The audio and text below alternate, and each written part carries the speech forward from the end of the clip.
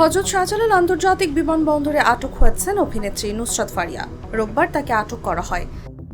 নাম পরিচয় প্রকাশ না করার শর্তে এপিবিএন সূত্র বিষয়টি নিশ্চিত করেছে, তবে বিস্তারিত কিছু তারা জানাতে পারেনি। এছাড়াও ডিএমপির অতিরিক্ত police commissioner SN Mohammad Nazrul Islam বিষয়টি নিশ্চিত করেন। মোহাম্মদ নজরুল ইসলাম জানান, তার বিরুদ্ধে বৈষম্য বিরোধী আন্দোলনের ঘটনায় ভাটারা থানায় মামলা রয়েছে। যেহেতু মামলা রয়েছে, সেজন্য ইমিগ্রেশন পুলিশ তাকে আটকে দিয়েছে। এরপর ভাটারা থানায় তাকে স্থানান্তর করা হয়। ফারিয়াকে আটক নাকি গ্রেফতার দেখানো হচ্ছে জানতে চাইলে তিনি বলেন, মামলা যেহেতু আছে, তবে সেই মামলায় তার সংশ্লিষ্টতা কতটুকু আছে সেটি পর্যালোচনা করার পর গ্রেফতারের ব্যাপারে সিদ্ধান্ত নেওয়া হবে। আপাতত আটক।